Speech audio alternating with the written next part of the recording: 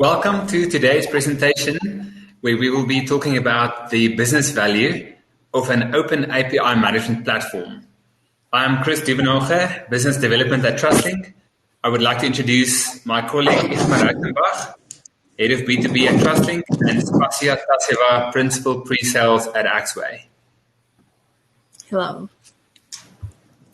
Hi, thank you, Chris. At Trustlink, we provide expertise around system integration and technical support to enterprises in Southern Africa. And over time, we have advised and supported many organizations in their journey towards digital transformation. We have noticed a trend with more and more requirements based on API integration, and we realize that this is happening in every industry vertical. In our business, we use various platforms where we provide services to more than 100 institutions across the African continent. These service platforms are not integrated with one another, which leads to friction and duplicate onboarding activities, which impacts the customer experience. Also, the deployment of new services is costly, takes a considerable time, and has to be custom built on the platforms. We are also faced with new challenges with the emergence of various cloud providers. And while some services and applications move to the cloud, some will stay on-premise. This creates a federated architecture with services not accessible from one location anymore. We realize that open platform technology will solve many of the issues we experience in rolling out new services. And as a result, we decided to partner with Axway to gain access to their leading technology. It is now part of our strategy and will ensure that new services are made available with minimal effort and without delay to our customers. For us, the open platform enables and contributes to our ideal of having a digital marketplace of services, where customers can freely choose which services to make use of, even where these services are made available from different locations and sources. We also realize that this technology is a good fit for our system integration business. We aim to provide a standardized integration platform for many of our customers. To complement this partnership, we provide local technical support. And with this, we aim to solve the unique challenges that our customers are faced with today. Our technical expertise guides through our own experience assists our customers in the journey of digital transformation.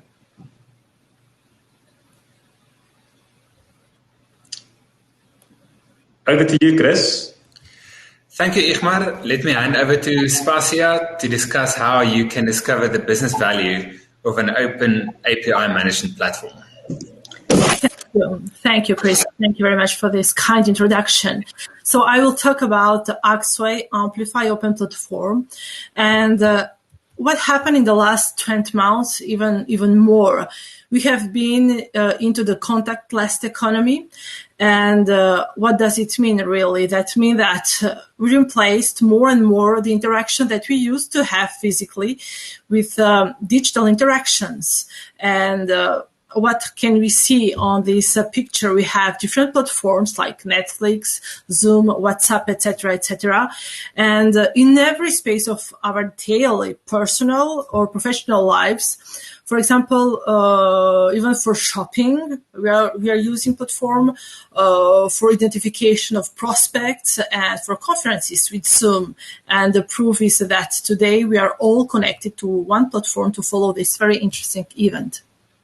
So everything here is based on digital platform that fits with our ecosystem.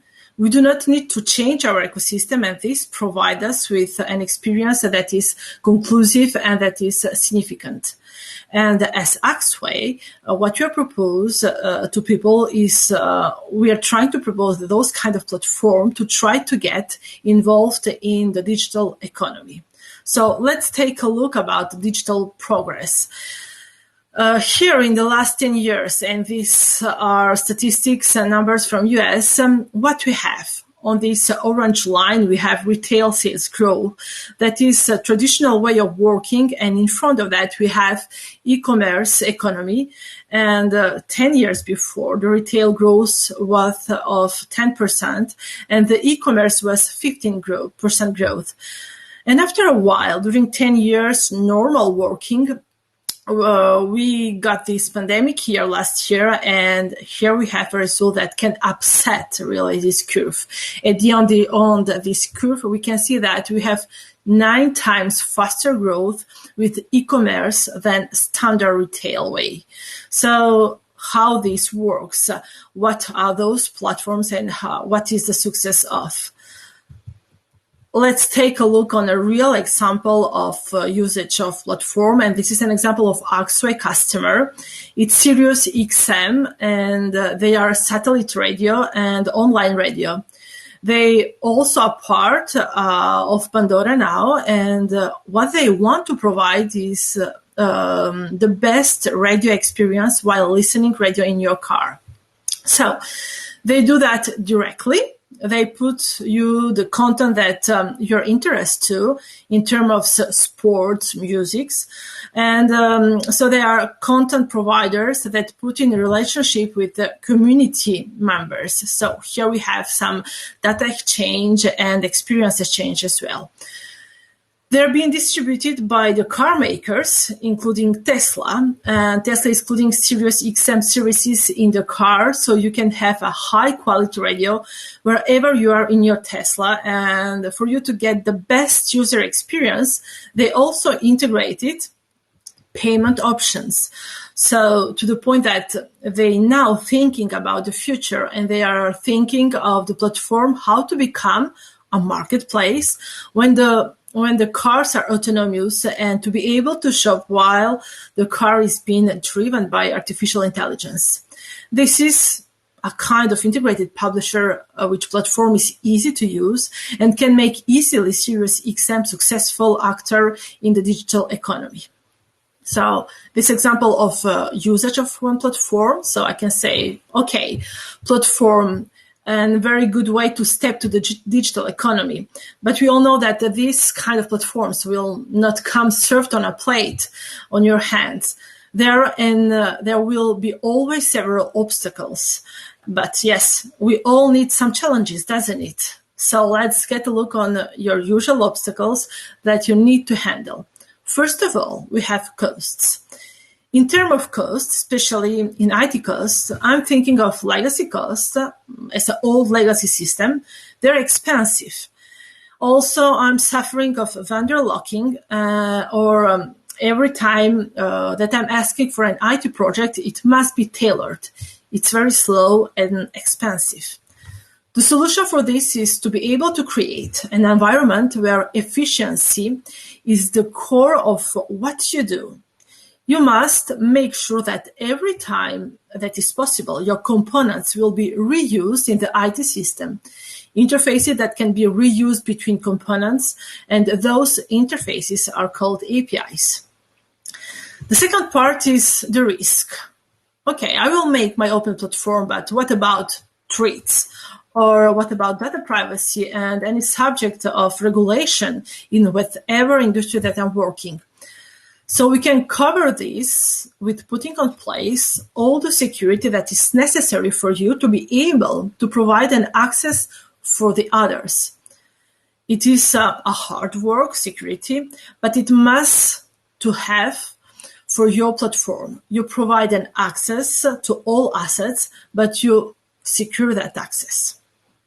The third part is the experience that I'm providing to my customer right now is not as successful like Sirius XM or Zoom. Okay, so how do I address that? If the experience that I'm providing it's not relevant, or my users, they cannot even tell me on what they're working with, or as I'm blind of what is adopted by my users, or the interfaces that I'm providing are passive, all of this will not bring me a success. So here the point is, your focus is to composing a journey of the various APIs that you have available for you so that the users of your services feel like getting a customized service, even if it's based on interfaces that are standard for everybody. By doing so, you can provide interfaces in real time and providing them at the good moment, and the moment that is expected by the user. And you know which one is working because you can monitoring this.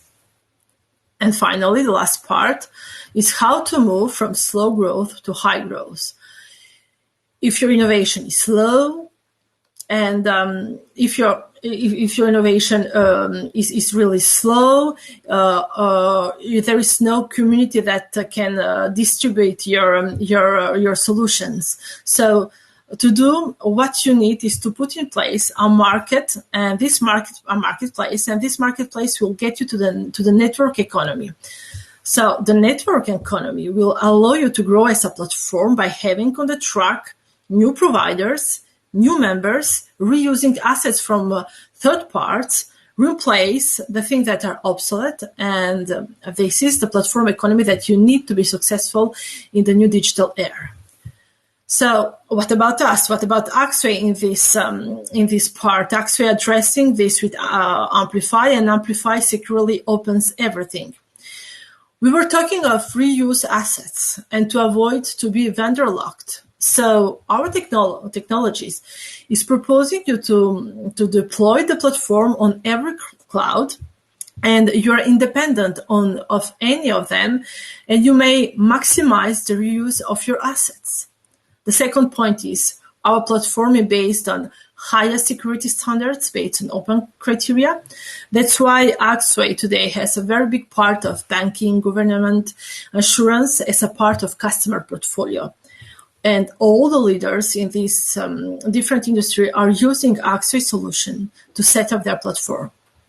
After that, using Amplify platform, you can see different digital business dashboards where you can track and monitor which of your APIs are being successful versus other that are not. So you can address those that are successful and see their evolution.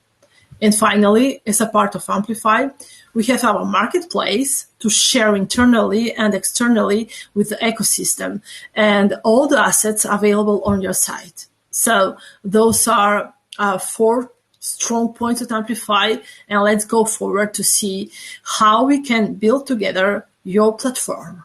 Thank you very much.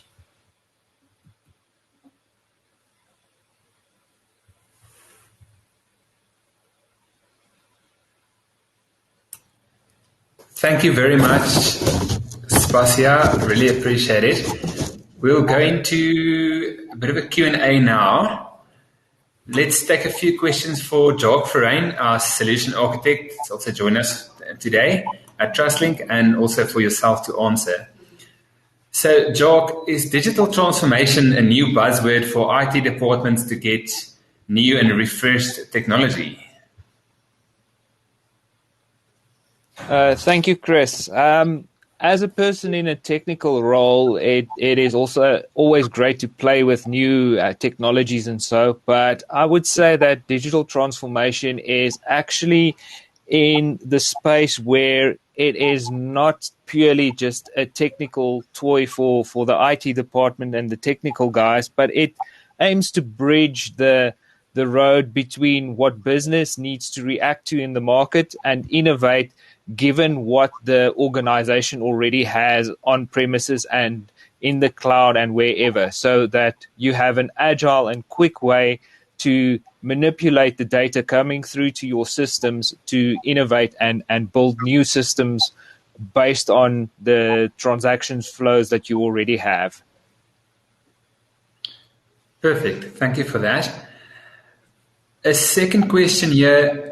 What is the primary advantage of having an API management and integration platform solution in place?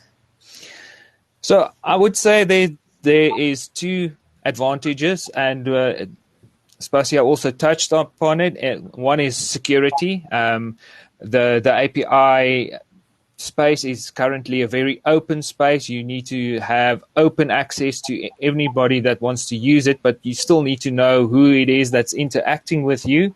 So the security and managing of your digital assets is important. And then a second thing is the fact that you're not vendor locked in terms of where you deploy, but also not vendor locked in terms of your systems that you have internally to drive projects. A quick very current example is Popia. With integration layer like this, it gives you the capability of putting a POPIA regulatory level across all your systems without having to wait for each vendor system to be compliant with that. So security and the ability to innovate quickly is the biggest asset that I would think that you get from these systems. Perfect. Thank you for that, Jacques. Spasia, so one last question for you.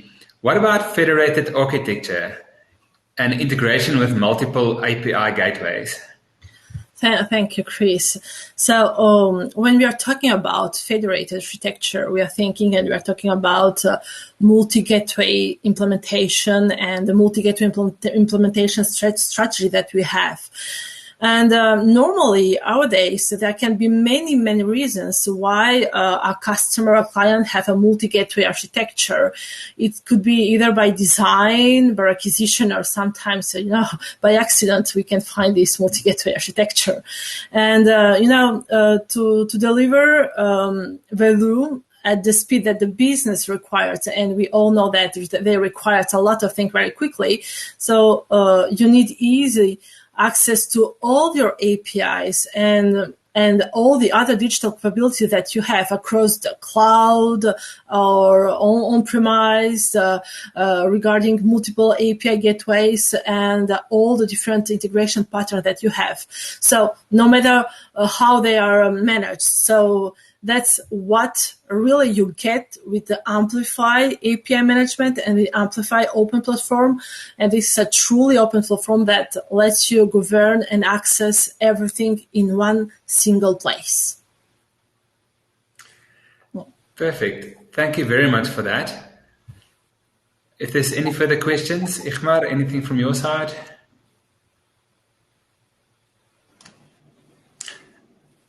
I see there's a few questions in the chat, Chris. Maybe if you want to... I can't access that at the moment. Okay. I'm not sure if it's click here. Spasia or Joe can see that. So Spasia and Joe. I can see it, so I'm going to just read it out, and I'm just going to throw it to whoever wants to address it. The last question that's just recently come through says, what are the barriers that usually block the path to digital transformation? Spasia, Jacques, I don't know who wants to take that one. Igmar, do you want to take it? You've been quiet, so let's maybe hear from you.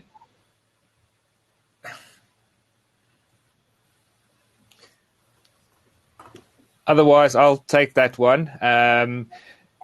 Given that if you have the correct technologies and so on in place to drive your digital transformation, there is a few roadblocks that I've encountered, and they mainly come from your regulatory and more of your business process space. So it is very important for business to align with the strategy so that you can get all your ducks in a row, so to speak, in terms of the legalities of what you're integrating with each other, like the POPIA Act, who can see the data and so on. And then once you're through all the paperwork barriers, it then if you have the proper technologies, it gives you the agile way of then implementing on that. All right. Thank you so much, Jacques. And ladies and gentlemen, remember,